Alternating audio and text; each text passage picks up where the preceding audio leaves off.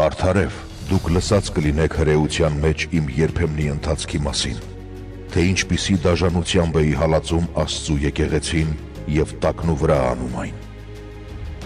Հրեության մեջ ավելի առաջադեմ էի ինձ ազգակից շատ հասակակիցներից և շատ ավելի նախանձախնդիր էի իմ հայրենի ավանդություններին։ Բայց Աստված, որ ընտրել էր ինձ հենց իմ մոր որովայնից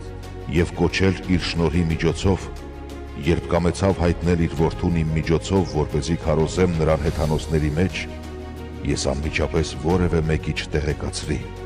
ոչ էլ բարձրացա Երուսաղեմ նրանց մոտ, ովքեր առաքյալներ էին ինձնից առաջ, այլ գնացի Արաբիա և վերադարձա Դամասկոս։ Ապա 3 տարի հետո բարձրացա Երուսաղեմ տեսնելու Պետրոսին և 15 օր նրա մոտ մնացի։ Առաքյալներից ուրիշ մեկին չտեսա, բացի Հակոբոսից, Տիրոջ եղբորից։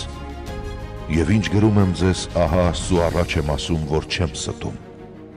Հետո եկա Ասորիքի ու Կիլիկիայի կողմերը։ Բայց ես անձնապես անծանոթ էի Հրեաստանի քրիստոնյա համայնքներին։ Միայն հաճախ լսել էին, թե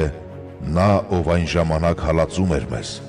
այժմ քարոզում է այն հավատը, որ մի ժամանակ արմատախիլ էր անում, և ինձնով փառավորում էին Աստծուն։